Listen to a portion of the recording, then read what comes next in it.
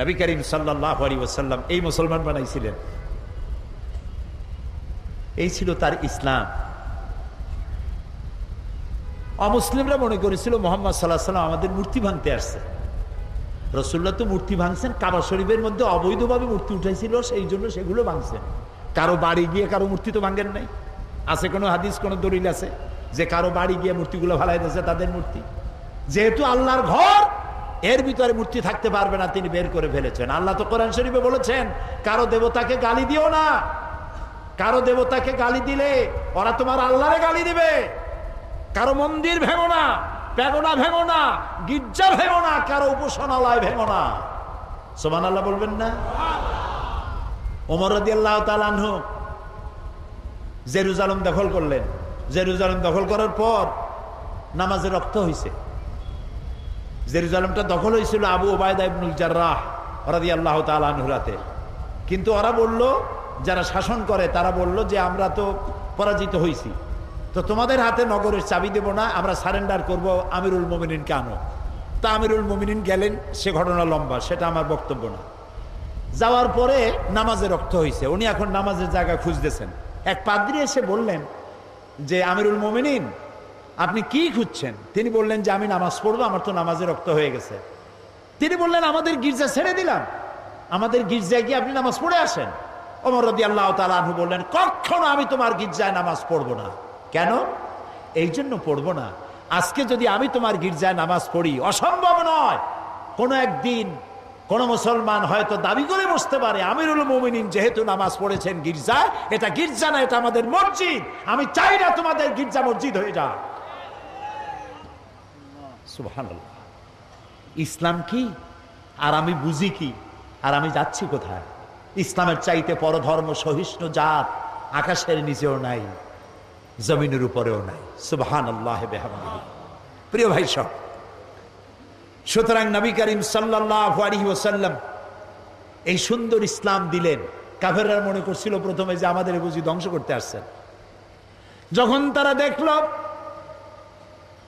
নবীজির শাসনে ইসলাম রাষ্ট্রীয় ফর্মুলায় আসার পর বৃদ্ধরা ভাতা পায়, বয়স্করা ভাতা পায়, বেকারেরা ভাতা পায়, খাবারের অভাব কারো নাই, সকলের ঘরে দুয়ারে দুয়ারে খাবার, নিরাপত্তার প্রশ্নে মানুষের দরজা খুলে ঘুমায়, চোরের ভয় নাই, ডাকাতির ভয় নাই, যারা চোর ছিল ডাকাত ছিল তারা মানুষের সম্পদের পাহারাদার হয়ে গিয়েছে।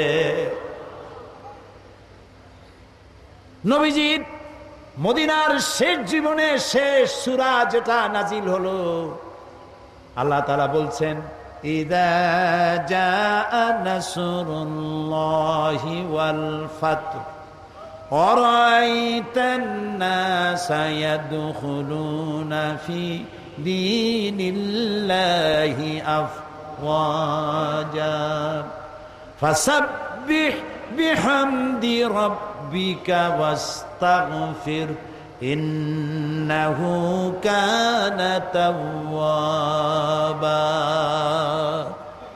যখন আল্লাহর মদদ আসবে, বিজয় আসবে, দেখতে পাবেন দলে দলে লোক ইসলামে প্রবেশ করছে। নবী করিম সাল্লাল্লাহু আলাইহি সাল্লামের ইন্তেকালের আগে দেখা গেল আশেপাশে আর কাফের নাই, সব ইসলামের ছায়াতলে চলে এসেছে, ঘোষণা করেছে লা ইলাহা ইল্লাল্লাহু মুহাম্মাদুর রাসূলুল্লাহ। সুবহানাল্লাহ, সুবহানাল্লাহ। অবস্থা এমন হলো, নবী করিম সাল্লাল্লাহু আলাইহি ওয়াসাল্লাম ইন্তেকাল করেছেন, হযরত আবু বকর রাদিয়াল্লাহু তাআলা আনহু ক্ষমতায় এসেছেন, চিফ জাস্টিস বানাইছেন ওমর রাদিয়াল্লাহু তাআলা আনহুকে বিচারপতি। ঐতিহাসিকরা লিখছেন, ফামাকাসা আমান কামিলান ফালাম ইয়াখতাসিম ইলাইহি ইসনান। একটা বছর পার হয়ে গেল, হযরত ওমরের আদালতে একটা মামলা আসে নাই, একটা মামলা নাই। সুবহানাল্লাহ কইতে ইচ্ছে করে না? যাই দেখুন তো চট্টগ্রাম আদালতে কত হাজার মামলা পড়ে আছে, সারা বছরে একটা মামলা নাই। হযরত ওমর গিয়া বললেন, মা হাজাতা বি ইনদা কওমে মুমিনিনা ইয়া খলিফাতা রাসূলিল্লাহি সাল্লাল্লাহু আলাইহি ওয়াসাল্লাম। হে আল্লাহ রাসূলের খলিফা, এই জাতির জন্য বিচারপতির দরকার কি? আমি এই চাকরিতে আর থাকতে চাই না। তিনি প্রশ্ন করলেন, কেন? কেন তুমি বলছো? তিনি বললেন, একটা বছর বসে থাকলাম, একটা মামলা নাই, তা আমি ওখানে বসে থাকবো কেন? সিদ্দিক আকবর রাদিয়াল্লাহু তাআলা আনহু প্রশ্ন করলেন, ওমর, এই যে মামলা হইল না, এর কারণটা কি? তুমি কোনো চিন্তা করছো? বলেন, হ্যাঁ, চিন্তা করেছি। আমি চিন্তা করে দেখলাম, হে খালিফা, আপনি আমাকে এমন একটা জাতির জন্য আমাকে বিচারপতি বানিয়েছেন যে জাতির দিন হচ্ছে দিন হুমুন নাসিহা। এ জাতির দিন হচ্ছে ভালোবাসা আর ভালোবাসা। সুবহানাল্লাহ বলবেন না? সবাই সবাইকে ভালোবাসে, কারো সাথে কারো ঝগড়া নাই, বিবাদ নাই। সুবহানাল্লাহ। ওয়া মানহাজুহুমুল কোরআন, আর তাদের মানহাজ, তাদের দস্তুর, তাদের কনস্টিটিউশন হচ্ছে আল্লাহর কালাম। সুবহানাল্লাহ। ওয়া আমালুহুম আল আমরু বিল মারুফ ওয়ান নাহি আনিল মুনকার, আর তাদের আমলটাই হচ্ছে মানুষকে ভালো কাজের আদেশ দেওয়া আর অন্যায় কাজ থেকে মানুষকে ফিরিয়ে রাখা। কুল্লু ওয়াহিদিন মিনহুম ইয়ারিফু হাদ্দাহু ফায়াকিফু ইনদা, এর প্রত্যেকটি ফার্দ, প্রত্যেকটি জনগণ জানে যে আল্লাহর আদেশ নিষেধ কোথায়। প্রত্যেকেই তার বর্ডারে এসে থেমে যায়, বর্ডার ক্রস করে না। ওজনে কম দিও না, খাদ্যে ভেজাল দিও না, মিথ্যা কথা কইও না, নারী ধর্ষণ করো না, জেনা ব্যভিচার করো না, হত্যা করো না, গীবত গাইও না, জমিনের আইল ঠেলো না, মদ খাইও না, জুয়া খেলো না। যা যা এগুলি বর্ডার, তিলকা হুদুদুল্লাহ, এগুলি কি বলুন তো? আল্লাহর বর্ডার। বলেন না এগুলি কি? আল্লাহ তাআলা বলছেন, ফালা তাকরাবুহা, এটাকে ক্রস করা তো দূরের কথা, এটার কাছেও যেও না। সুবহানাল্লাহ। কুল্লু ওয়াহিদুম মিনহুম ইয়ারিফু হাদ্দাহু ফায়াকিফু ইনদা, বর্ডারে দাঁড়ায় যায়, বর্ডার ক্রস করে না। এবং ওয়াইজা মারিদা আহাদুহুম আদুহু, তাদের মধ্যে যদি কেউ অসুস্থ হয় তাহলে তাকে তারা দেখতে যায়। আজকে আমরা এই আমল হারাই ফেলাইছি। দোতলায় মানুষ মরে, তিনতলায় বিবাহ হয়, খোঁজও জানে না, জিজ্ঞাসাও করে না। এই অবস্থা হয়ে গেছে না?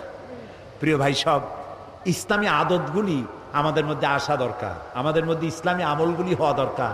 রাসূলুল্লাহ কারো অসুখ হইলে দেখতে যাইতেন, কিছু নিয়ে যাইতেন, মাথায় হাত বুলাইতেন, ফু দিতেন, দোয়া করতেন। সুবহানাল্লাহ। আপনার শত্রু যদি হয়, অসুস্থ হয়েছে, আপনি যদি তাকে দেখতে যান, একটু কমলা নিয়ে যান, একটু বেদানা নিয়ে যান, একটু আঙ্গুর নিয়ে যান। আপনার সাথে শত্রুতা থাকবে, চক্ষু লজ্জার সৃষ্টি হবে। তাহাদ্দু তাহাব্বু, হাদিয়া দাও, মোহব্বত বাড়বে। আর সালাম দাও, গোনো গোনো সালাম দাও। সুবহানাল্লাহ।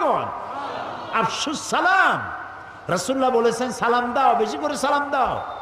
সুতরাং নবী করিম সাল্লাল্লাহু আলাইহি ওয়াসাল্লাম যে জীবন ব্যবস্থা এনেছিলেন, সেই ব্যবস্থা ছিল এরকম, যেখানে ঝগড়াঝাটি ছিল না, মারামারি ছিল না। এই হলো ইসলাম। সেই ইসলাম এই পৃথিবীতে যাতে আর উঁচু না হতে পারে, এই পৃথিবীটাকে ধ্বংস করার জন্য যত মতবাদ তৈরি হয়েছিল সব শেষ, পুঁজিবাদ শেষ, কমিউনিজম শেষ।